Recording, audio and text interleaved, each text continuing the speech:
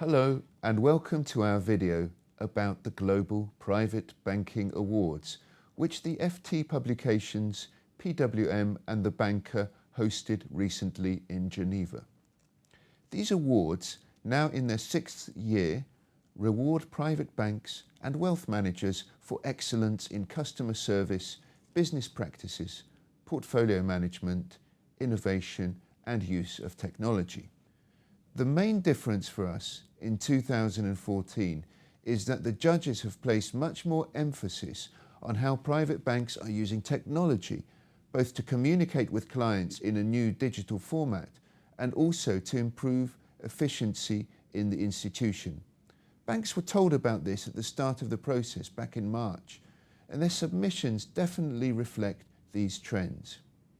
Having examined and analysed all of the submissions, the judges have pointed out that the fastest pace of innovation is coming from the emerging markets of Latin America and Asia, where the banks perhaps do not have so much of a legacy of outdated systems and practices.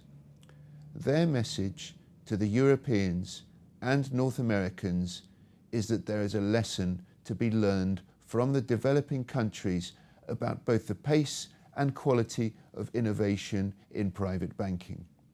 We hope you enjoy our videos and we look forward to working with you in our awards process for 2015, which we will already be commencing in the new year. The best global private bank, UBS Private Bank in Asia, the best private bank for philanthropy services, for the best global brand in private banking. The winner, who else but UBS Wealth Management.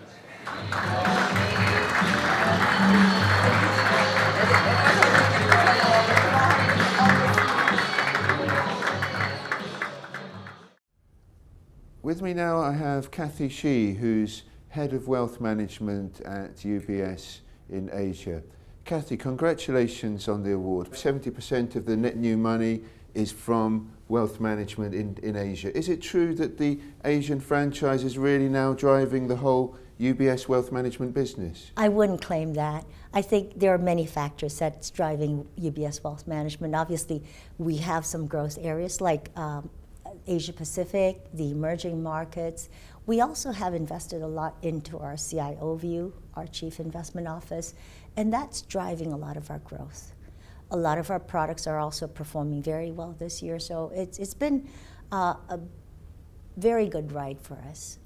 But how do you manage the costs in Asia? That's got to be a key question. We see SocGen, for instance, pulling back, DBS taking over the franchise there. What are the cost management challenges for you like? Obviously, costs in Asia are quite high, but when we have economies of scale, as we do, which is assets of 258 billion Swiss francs, it does help us to afford a lot of these investments.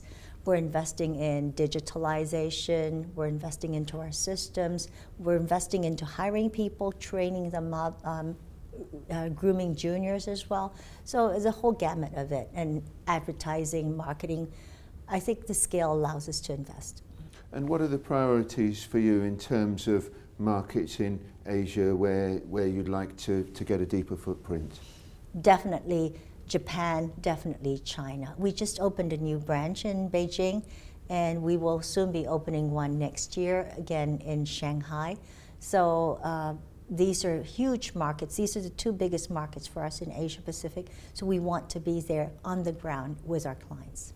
Well, I hope you can carry on encouraging that talent to develop. Thank you very much, Kathy Shi. Thank you, Yuri. Thank you. Highly commended Itaú Private Bank, and the winner, Santander Private Banking.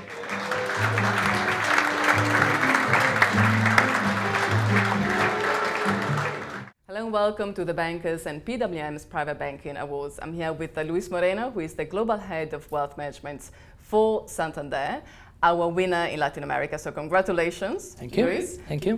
Great achievement, great success, and Santander really has quite come along in the region. So you've made some recent acquisitions which have boosted your presence in wealth management. But would you like to highlight maybe a few high points from the past 12 months? Well, yes. It's been quite an interesting year. The market is getting very complex. We are betting very much for organic growth, but we are always looking for opportunities in inorganic growth. And what we have proven to be very successful is in acquiring portfolios of clients where we can really pass them all through our compliance procedures. Which is obviously a key component now of private banking. I would say it's the first. The second and the third, then economics come later. Very good. And obviously Santander follows a very precise model. You guys want to have a substantial market share and then you grow the business. And obviously you have a big presence in Brazil, Mexico, Chile. But how tough is competition becoming in those markets for private banking? Very. Because we tend to think we are local banks in the countries where we are. Although we come from Spain, we are Santander Brazil, we are Santander Chile, we are Santander Mexico. All of them have come from buying banks in those countries, and we feel local banks. But there are the really local banks who know the market for many years and are there competing very much. And then all what we call foreign banks are constantly getting in. Some of them also moving out, but competition is very tough in all markets. These are the end markets with high growth perspectives, so are interesting for private banking almost everywhere. What is going to drive growth in the future? Because these markets obviously have lots of opportunities, but also present quite a few challenges, haven't they? They present a lot of challenges, but we understand our opportunity comes from being and exploiting a very strong local presence. Fantastic. Well, thank you very much for your comments, and let's enjoy the dinner. Thank you. Thank you. The best private bank in Central and Eastern Europe, and the winner, I'm delighted to say, is Erste Private Banking.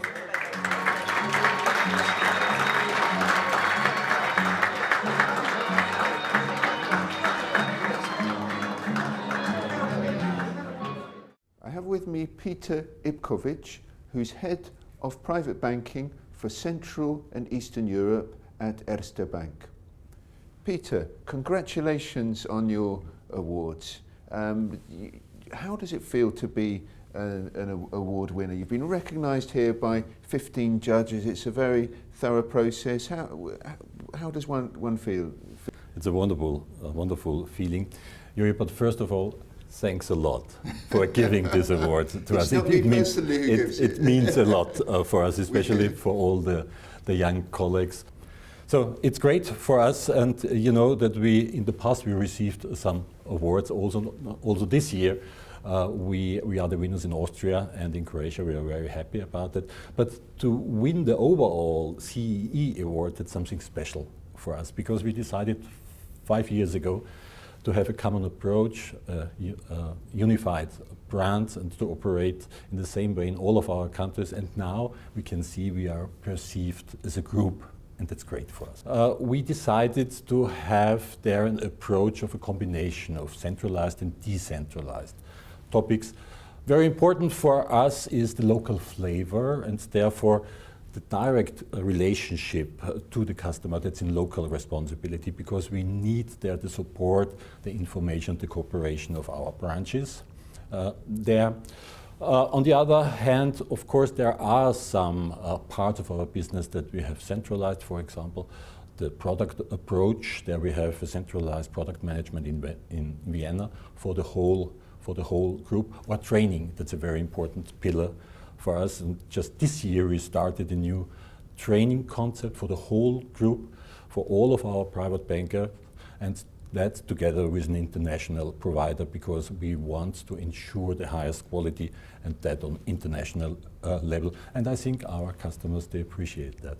Good. Well, wishing you best of luck in all these ventures, Peter Ipkovic. Congratulations, and thank you very much. Thank you, Yuri. The next winner, ladies and gentlemen, has won in 3 categories. The best private bank in Finland, the best private bank in Norway, and the best private bank in the Nordics. And this institution is Nordea Private Banking.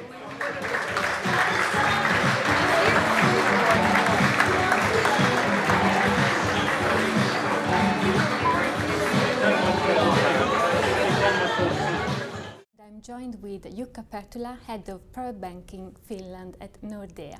Good evening, Jukka, how are you? Good evening, I'm good, how are you? Nordea scooped many awards this year, including Best Private Bank in the Nordics, Best Private Bank in Norway, Finland, and was also highly commended in Denmark. So congratulations, first of all. What are the key projects that you've implemented last year that have really made a difference in terms of improving client service, improving client experience? Yeah, I think first of all, the main thing may be that we are a very large asset manager. Our asset under management is over 250 billion euros, making us one of the largest in the whole Europe. And we have been very successful in asset management. And naturally, the return, what the clients get, that's very important. That's probably the first thing.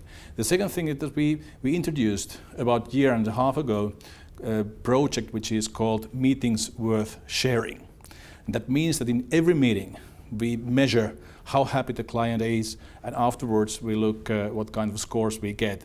I'm very proud to say that yesterday, when I left Finland, I saw that in a scale from 1 to 10, the satisfaction index was 9.07. So that's probably the second thing. Then we have also put quite a lot of effort in our processes and so forth, so clients are pretty happy. You mentioned investments. What do you think are the key challenges today in this low yield environment? What kind of investment solutions do you recommend to clients? Yeah. How to attack that? I mean, there is no magics in there. And actually you have to be very good in wealth planning, look the things really through, what are the customer needs and so forth. However, you cannot change the environment where we are living in.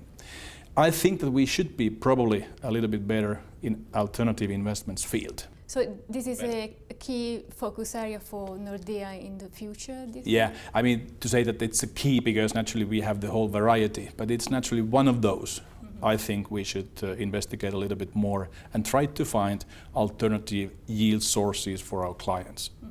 Well, good luck for the future and thank you very much. Thank you so much. Thank you. Now, ladies and gentlemen, the best private bank in Germany, highly commended Beckman Bank, and the winner is Berenberg.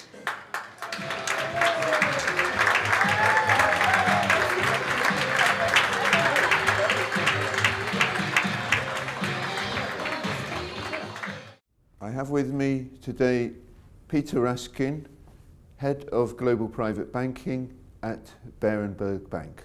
Peter, it's great for me handing out these awards. How does it feel receiving one? Does it make all the work in the back room worthwhile? I know that it's great to be serving the clients, but it must be great to be rewarded by the industry. Yes, of course. We are always happy for getting an award like this, but this time we are very proud because I've heard that we are the first one who get this prize, fourth time in a row, first bank getting this prize.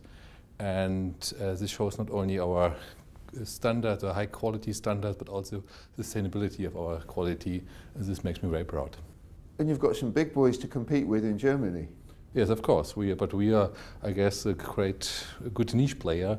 We are not competing with the big boys. We have our niche where we are good in.